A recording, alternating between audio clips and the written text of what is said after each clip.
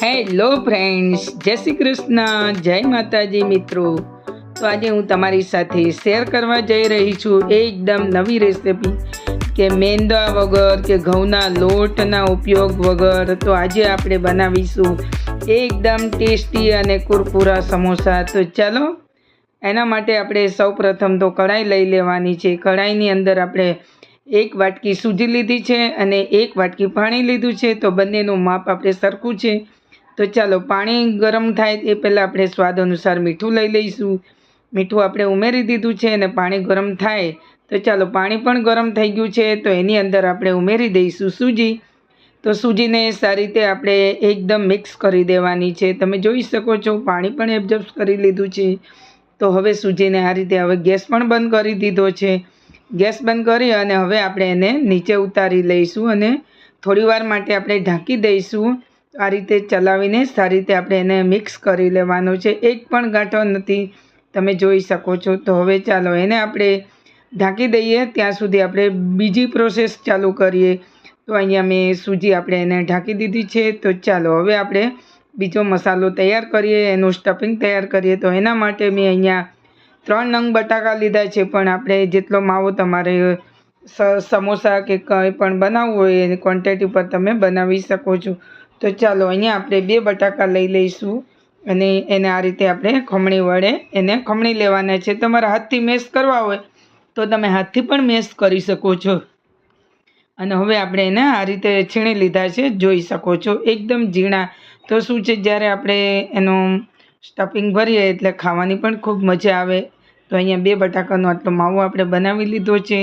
તો આપણે લોટની ક્વોન્ટિટી પર આપણે આટલા માવાની અંદર બનાવીશું. તો ચાલો, એના માટે મેં અહીંયા 2 મોટી નાની ડુંગળી આપણે એને કટ કરી લીધી છે. 1 લીલું તીખું મરચું લઈ લીધું છે. તમે જો બાળકો માટે બનાવતા હોય તો તીખું તમે ઓછું કરી શકો છો. તમે કોઈ પણ મસાલા લઈ શકો છો.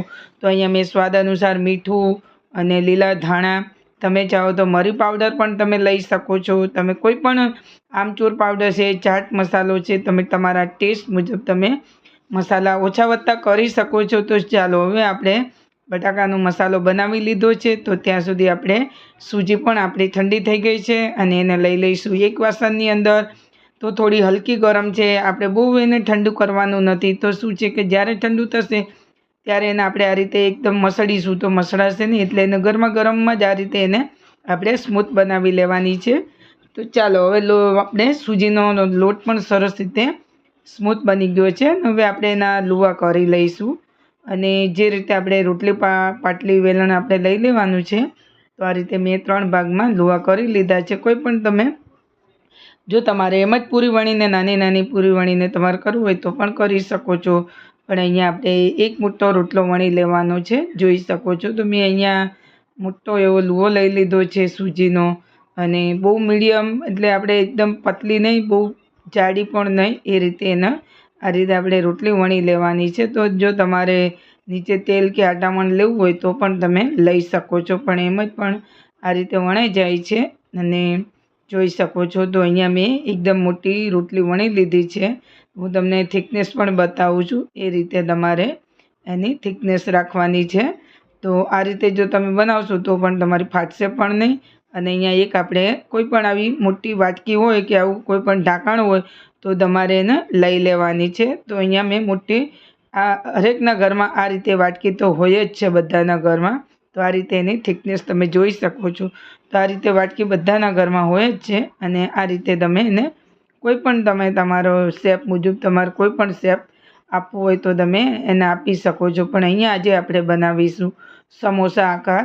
તો આ રીતે જોઈ શકો છો. તો જેટલું અહીંયા પૂરણ આપણે આવે એટલું પૂરણ લઈ લીધું છે અને આ રીતે આપણે એને સીલ કરી દેવાનું છે, જોઈ શકો છો. આને આ રીતે દબાવશો તો ખુલશે પણ નહીં, કે નહીં તમારે એને કંઈ લગાડવાની જરૂર નથી. પણ આવી રીતના તમે પ્રેસ કરી દો એટલે એકદમ પ્રેસ થઈ જાય છે. અને હવે આપણે, હું તમને બીજો પણ સેમ એ રીતે ભરીને બતાવી દઉં.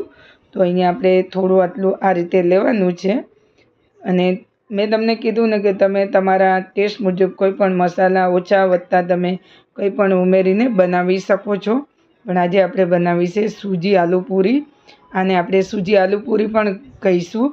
તો આ રીતે આપણે એને પ્રેસ કરી દીધું છે અને હવે આપણે એને બીજા પણ હું તમને વણીને બતાવું છું સેમ ફરી પાછું એ જ રીતે તમે આને કોઈ પણ શેપ આપીને મેં તમને કીધું ને કે એ રીતે તમે બનાવીને ખાઈ શકો છો. ખાવામાં તો એકદમ ક્રિસ્પી અને ક્રન્ચી અને ટેસ્ટ તો એટલો સરસ આવે છે ને કે આ રીતે તમે વારંવાર બનાવશો. ફરી પાછું અહીંયા આપણે એક કટોરી લઈને પણ બનાવી શકીએ છીએ અને આ રીતે આપણે એને ફરી પાછું મેં તમને બતાવ્યું છે અને આ રીતે આપણે બધા ભરી લેવાના છે. તમે અત્યારે તમે જોઈ શકો છો 1 ચમચી જેટલો આલુ મસાલો લીધો છે અને એને આ રીતે આ સાઈડથી તમારે પકડી અને અહીંયાથી તમારે એને પહેલાં ફોલ્ડ કરી દેવું અને પછી તમારે આ રીતે હાથમાં લઈને આ રીતે મસાલો દબાવીને એને આ રીતે તમારે એને સીલ કરી દેવું. તો તમે આના સૂજીના ઘૂઘરા પણ કહી શકો છો, સ્પાઇસી એટલે કે તીખા ઘૂઘરા.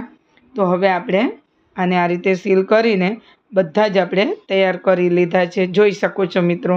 તો આટલા બટાકાની અંદર આપણે આટલો સમોસા તૈયાર કરી લીધા છે. તો ચાલો હવે આને આ રીતે બધા બનાવી લીધા છે અને તેલ ગરમ કરવા. તો ચાલો હવે ફરી હું એને સ્લરી બનાવીશું. એટલે શું છે કે આપણે એને સ્લરીમાં ડીપ કરીશું.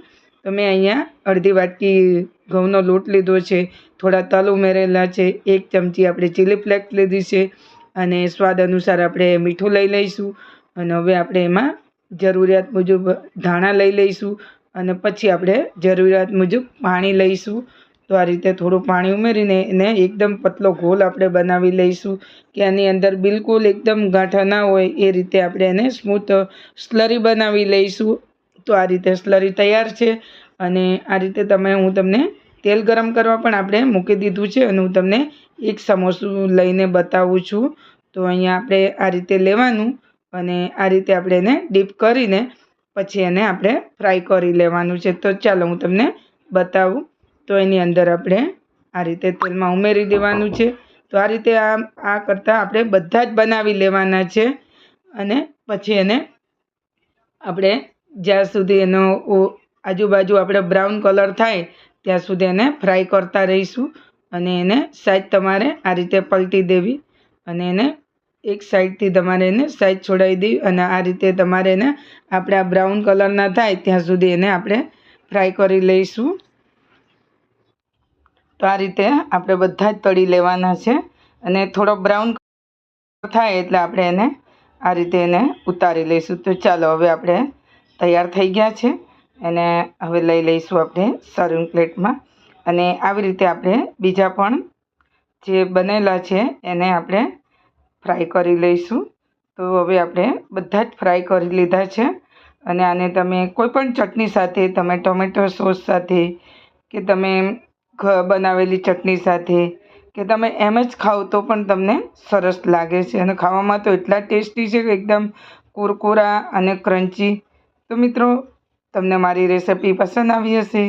તો તમને રેસિપી પસંદ આવી હોય તો વિડીયો જોતા પહેલાં એક લાઈક જરૂર આપી દેજો અને તમને મારી રેસિપીઓ ગમતી હોય અને હજુ સુધી જો તમે સબસ્ક્રાઈબ નથી કર્યું મિત્રો તો સબસ્ક્રાઈબ કરી લેજો ચેનલ પર જે અને બાજુ પર આપેલ બેલ પર ઓલ કરી અને તો શું છે કે જ્યારે હું નવી રેસિપી લઈને આવું ત્યારે તમને મારી રેસિપીનું નોટિફિકેશન મળતું રહે.